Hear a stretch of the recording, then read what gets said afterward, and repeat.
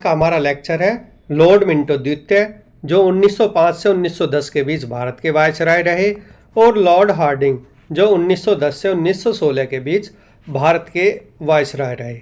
इस लेक्चर में हम इनके द्वारा किए गए कार्यों जैसे अरुंडले समिति का गठन, CEH हाउस आयोग का गठन, गवर्नर जनरल की परिषद में भारतीय सदस्य की नियुक्ति, 1911 में दिल्ली का तीसरा दरबार, राजधानी का स्थानांतरण कलकत्ता से दिल्ली, इसलिंग आयोग का गठन 1912, ऑस्टिन चैम्बरलेन आयोग का गठन 1913, टॉमस हॉलैंड आयोग का गठन 1916 और बनारस हिंदू विश्वविद्यालय की स्थापना 1916 आदि के बारे में विस्तार से चर्चा करेंगे।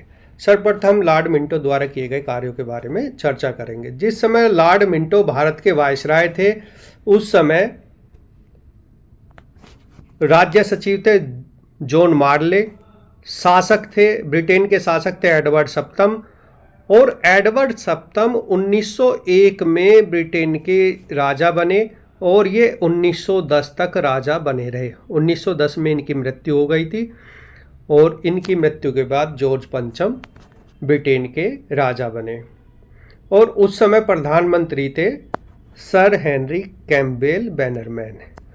देखो, मिंटो द्वितीय ने अनेक वर्षों तक फौज की सेवा की और द्वितीय अफगान युद्ध में, जो 1878 से 80 के बीच लड़ा गया था, में भाग लिया था, और मिस्र युद्ध में भी इन्होंने भाग लिया था। भारत आने से पूर्व मिंटो 1898 से 1904 के बीच कनाडा के गवर्नर जनरल रहे। किचनर विवाद, देखो हम जानते हैं कि करजन के समय एक किचनर विवाद हुआ था, क्योंकि किचनर वहाँ के ब्रिटिश भारत के प्रधान सेनापति थे, तो उनसे इनका सेना पर प्रभुत्व को लेकर करजन से विवाद हो गया था किचनर का, और इसी को किचनर विवाद कहते हैं। किचनर विवाद के बाद करजन ने इस्तीफा दे दिया था। इस्तीफा कब दिया था? अगस्त 1905 को करजन ने इस्तीफा दे दिया था। और नई व्यवस्था के अंतर्गत भारत सरकार का देश की सैनिक नीति पर नियंत्रण नगण्य हो गया था, और क्योंकि सैन्य विभाग पर कमांडर इन चीफ यानी प्रधान सेनापति का प्रभुत्व स्थापित हो गया था। मिंटो ने अगस्त 1906 में अरुंडले समिति का गठन किया, जिसका उद्देश्य राजनीतिक सुधारों की सिफारिश करना था, और विशेष रूप से भारत सरकार अधिनियम 1909 के लिए। अरुंडले समिति की प्रमुख सिफारिशें थी जैसे केंद्रीय व प्रांतीय परिषदों में प्रतिनिधित्व में वृद्धि, साधारण निर्वाचन मंडल, मुसलमानों के लिए अलग निर्वाचन मंडल, वायसराय की कार्यकारी परिषद में भारतीय सदस्यों की नियुक्ति, बजट पर विचार प्रकट करने के लिए समय सीमा में वृद्धि आदि।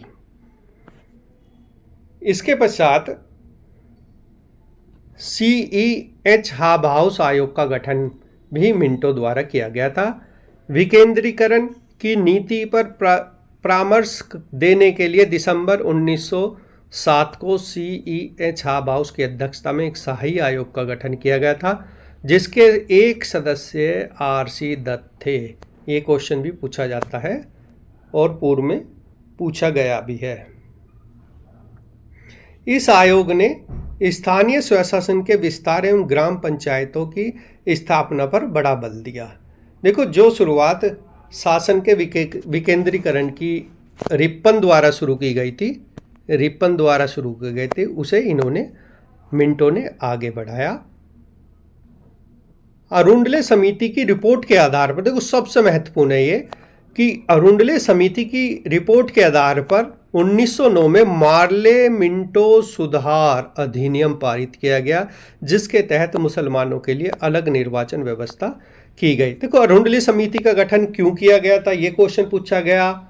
मार्ले मिंटो सुधार अधिनियम किसकी सिफारिश पर लागू किया गया, ये क्वेश्चन आया हुआ है। और ये भी क्वेश्चन आया हुआ है हमारा कि सत्येंद्र नाथ सिन्हा को गवर्नर जनरल की परिषद में नियुक्त किया गया था। ये प्रथम भारतीय थे जो गवर्नर जनरल की परिषद में नियुक्त हुए थे। 1906 में ढाका में मुस्लिम लीग की स्थापना लॉर्ड मिंटो द्वितीय के काल में आगा खां और सलीमुल्लाह खां द्वारा की गई थी। ये स्वयं में एक क्वेश्चन बन जाता है कि मुस्लिम लीग की स्थापना कब हुई, किसके द्वारा की गई थी। और 1907 में कलकत्ता कांग्रेस के सूरत अधिवेशन में नरम दल और गरम दल के रूप में कांग्रेस का विभाजन हुआ। मिंटो द्वितीय के समय 1907 में आंग्ल रूस सम्मेलन भी हुआ था। यह भी महत्वपूर्ण है। आंग्ल रूस सम्मेलन किसके कार्यकाल में हुआ था? बाल गंगाधर तिलक को 1908 में राजद्रोह के अपराध में 6 वर्ष की सजा देकर मांडले जेल भेज दिया गया था। देखो ये भी आता है कि कहाँ भेजा गया था, मांडले जेल। मांडले जेल कहाँ है? बर्मा में है, जो इस समय म्यांमार है। बाल गंगाधर तिलक को 1908 में। अब नेक्स्ट टॉपिक आ गया हमारा इसी के अंदर, लॉर्ड हार्डिंग। जब लॉर्ड हार्डिंग द्वितीय जो 1910 से 1916 के बीच भारत के वायसराय थे, उस समय राज्य सचिव थे रॉबर्ट क्रेवे मिलनेस और प्रधानमंत्री थे H.H. एस्क्विथ और शासक उस समय बन चुके थे जॉर्ज पंचम, क्योंकि 1910 में एडवर्ड सप्तम का निधन हो चुका था और उनके पुत्र थे ये, और उनके पुत्र जॉर्ज पंचम के नाम से ब्रिटेन के शासक बने। 1910 में एडवर्ड सप्तम की मृत्यु के बाद उनके पुत्र प्रिंस ऑफ वेल्स जॉर्ज पंचम के नाम से गद्दी पर बैठा।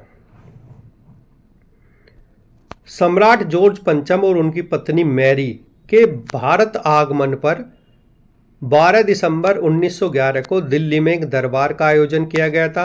यह दिल्ली का तीसरा दरबार था। देखो सबसे महत्वपूर्ण क्वेश्चन है कि भारत के एकमात्र सम्राट जो भारत आए थे वो थे जॉर्ज पंचम, जो अपनी पत्नी मैरी के साथ भारत आए थे, और उन्हीं के उपलक्ष्य में तीसरा दिल्ली दरबार आयोजन किया गया था उनके आगमन के उपलक्ष्य में। इससे पहले 2 दिल्ली दरबार थे, उनमें प्रथम दिल्ली दरबार था और द्वितीय दिल्ली दरबार लगाया गया था 1 जनवरी सन 1903 को कर्जन द्वारा। जब वो उनके आगमन के उपलक्ष्य में सैनिकों और सबऑर्डिनेट ग्रेड के नौकरों को 1 माह का अतिरिक्त वेतन तथा जनसाधारण की शिक्षा के लिए 50 लाख रुपए दिए गए। जॉर्ज पंचम और मैरी के सम्मान में मुंबई में इंडिया गेट का निर्माण हुआ। मुंबई में इंडिया गेट का निर्माण किसके सम्मान में हुआ था? जॉर्ज पंचम और मैरी के सम्मान में, जब वो भारत आए थे। और एक इंडिया गेट हमारा दिल्ली में है, दिल्ली में एक इंडिया गेट दिल्ली में भी है। 12 दिसंबर 1911 को दिल्ली दरबार में ही बंगाल विभाजन रद्द कर दिया गया था। ये महत्वपूर्ण है, ये बार बार क्वेश्चन पूछा जाता है कि दिल्ली बंगाल का विभाजन कब, किसके शासनकाल में और कहां रद्द किया गया था। बिहार, उड़ीसा, छोटा नागपुर को बनाकर बंगाल से अलग नया प्रांत बनाते हुए राजधानी पटना नियत की। देखो विभाजन तो रद्द कर दिया, पूर्वी और पश्चिमी बंगाल को एक जगह फिर से मिला दिए गए थे, लेकिन क्या हुआ इसके बाद बिहार, उड़ीसा व छोटा नागपुर, इन सबको मिलाकर एक अलग प्रांत, साथ के साथ ही एक अलग प्रांत भी बना दिया गया था और असम को चीफ कमिश्नर का प्रांत बना दिया गया और ये प्रभावी हुआ मार्च 1912 से। इसी दरबार में भारत की राजधानी कलकत्ता से दिल्ली स्थानांतरण करने की घोषणा की गई और स्थानांतरण कब हुआ? 1912 में। 11 में घोषणा हुई थी, 1911 में घोषणा हुई थी और स्थानांतरण कब हो गया, प्रभावी कब हुई? 1912 में। बंबई मद्रास की तरह बंगाल के लिए गवर्नर पद सृजित किया गया और बिहार, उड़ीसा के लिए लेफ्टिनेंट गवर्नर का पद सृजित किया गया। लॉर्ड हार्डिंग नवंबर 1913 में मद्रास में दिए गए एक भाषण में भारतीयों के साथ किए जा रहे व्यवहार के संदर्भ में दक्षिण अफ्रीका की सरकार की आलोचना की थी। देखो यहीं से ये भारतीयों के लिए एक भारतीयों के बारे में एक हमदर्दी जताने वाला कार्य किया था और भारतीय इसे एक हमदर्द के रूप में मानने लगे थे। इस्लिंगटन आयोग, इस्लिंगटन आयोग इसका गठन कब किया था? 1912 में लॉर्ड इस्लिंगटन की अध्यक्षता में एक शाही कमीशन का नियुक्त किया गया था और इसका उद्देश्य उच्चतर सिविल सेवाओं में अधिक प्रतिनिधित्व की भारतीय मांग की जांच करना तथा भारत में एक साथ परीक्षा आयोजित कराने की संभावनाओं का पता लगाना था।